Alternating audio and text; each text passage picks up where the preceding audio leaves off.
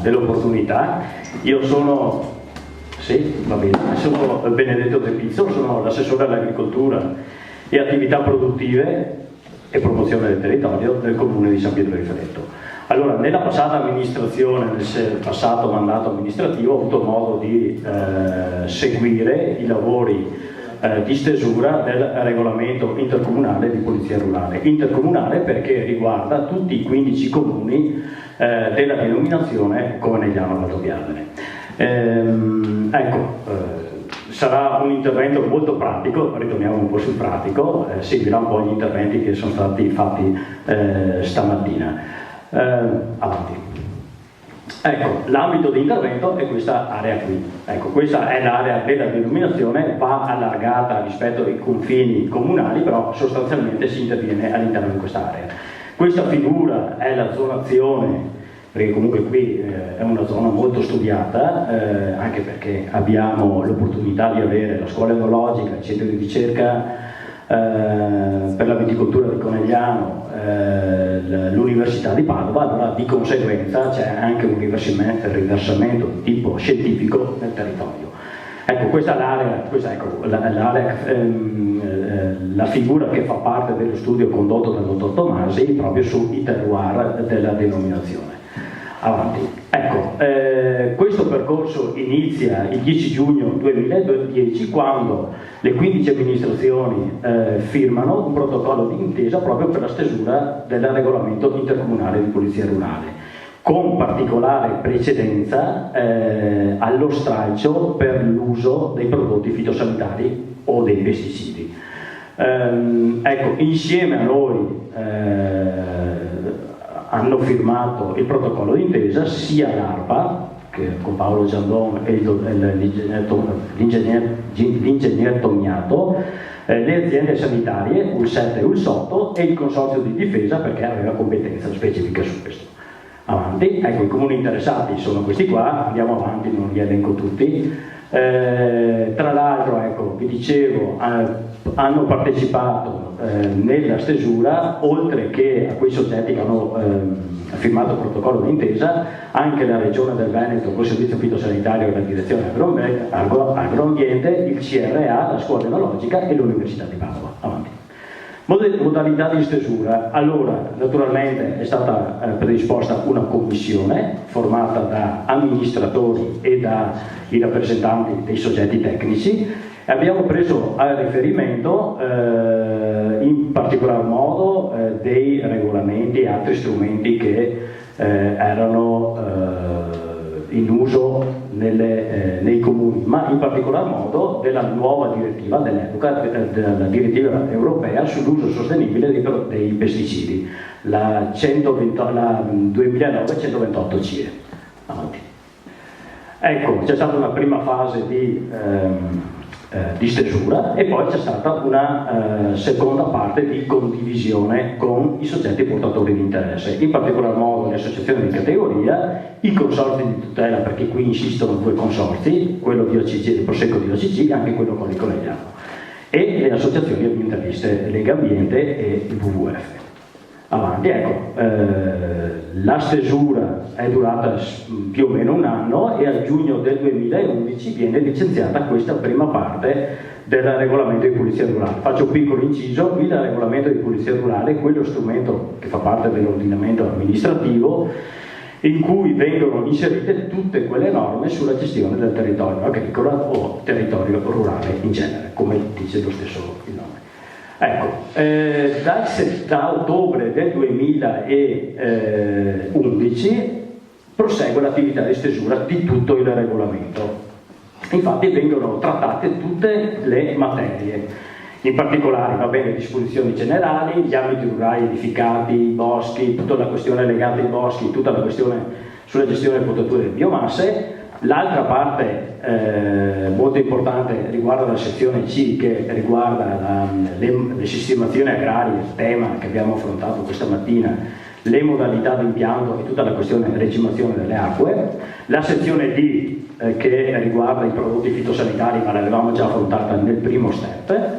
Poi tutta la questione del benessere animale, poi l'utilizzazione agronomica degli effluenti di allevamento. Questo è sostanzialmente un recepimento di un regolamento già in essere in Veneto e in provincia di Treviso, perché è studiato dalla regione e recepito a livello provinciale. E poi tutta la questione attività venatoria, pesca, raccolta funghi e tartufi, l'adozione delle aree verdi, e dopo va bene tutte le norme per l'entrata in vigore del regolamento.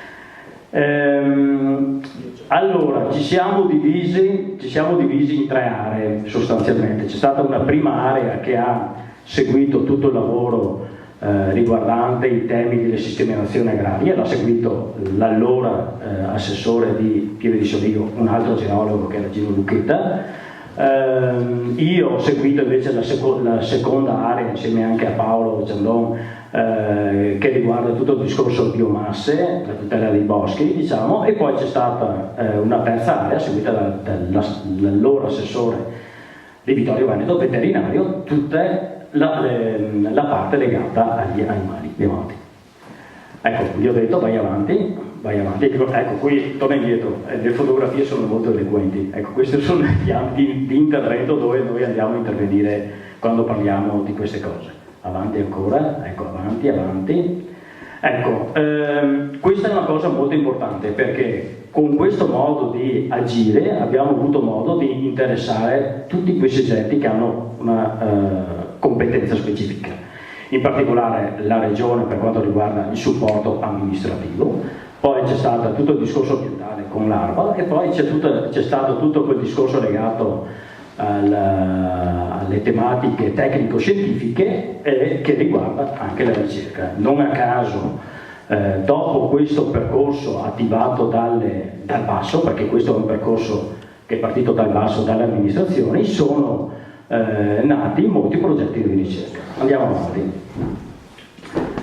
Ecco, abbiamo interessato anche il Consorzio di tutela, che il Consorzio di tutela ha proposto a tutti i propri soci e tutti i viticoltori dell'area un protocollo di autodisciplina per l'uso dei prodotti fitosanitari, con indicazioni su quali prodotti usare, specialmente quelli a basso impatto ambientale. Avanti, ecco, quello è. Progetto Deriva, questo è un progetto molto importante perché va a studiare tutte quelle tecniche per abbassare l'inquinamento diffuso di uso dei prodotti fitosanitari, cioè quando si va a fare i trattamenti, i nuovi macchinari. Ha studiato anche sta studiando un sistema alternativo all'uso del mezzo aereo per i trattamenti, perché alcune aree molto limitate, si parla di 130 ettari rispetto ai 400 che erano 5 anni fa, sono serviti ancora dal mezzo aereo. Ecco, va a studiare tutti questi sistemi proprio per diminuire sensibilmente quell'effetto deriva che è anche molto fastidioso per quanto riguarda le aree confinanti e le aree agricole. Ecco, andiamo avanti. Ecco, vedete, questo è il progetto Deriva, è diviso in 3 azioni, io ve ne presento solo 2. Va studiato un monoblocco specifico, un gruppo metodo specifico che va attaccato dietro gli atomizzatori anche datati. Vedete la differenza? Quello a sinistra è un atomizzatore tradizionale e quello in fase, anzi ormai è concluso lo studio e ha dato anche buoni risultati.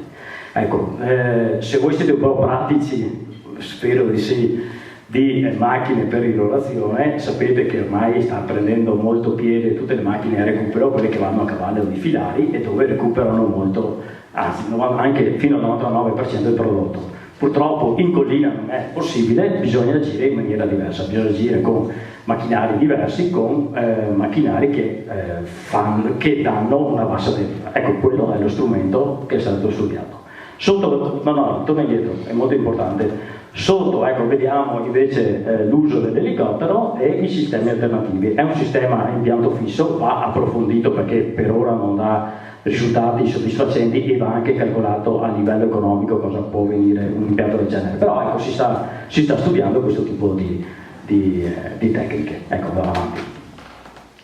Il progetto 29, qua la dirò un po' corta, sostanzialmente vanno indagate le centraline, le previsioni meteo per abbassare l'uso, abbassare i trattamenti fitosanitari. In particolar modo va Questa centralina va tarata sì con l'uso dei prodotti fitosanitari, ma con prodotti a basso impatto ambientale e anche biologici. Avanti. Questo è il progetto che indaga l'impronta del carbonio, ma qua tiro un po' avanti. Ecco, ulteriori ricerche, ecco, sono finiti 10 minuti. Progetto Prosecco, recupero Sarmenti, progetto biodiversità, ci sono una serie di attività anche di ricerca che vanno a indagare tutte quelle tematiche che voi vedete, recupero dei sermenti, la biodiversità e il recupero dei vecchi ceppi di vite. Avanti. Ecco, c'è stato poi uno studio di biomonitoraggio a livello sanitario sull'esposizione degli abitanti ai prodotti fitosanitari e poi c'è uno studio dell'ARPA sulla qualità dell'aria, eccetera, eccetera. Ecco, come vedete abbiamo aperto un po' un mondo che fino a 5 anni fa si discuteva un po' troppo, ma nessuno prendeva delle azioni concrete. Noi abbiamo cercato di riassumere un po' le cose, di fare un po' sintesi e siamo partiti con questo tipo di attività. Ecco.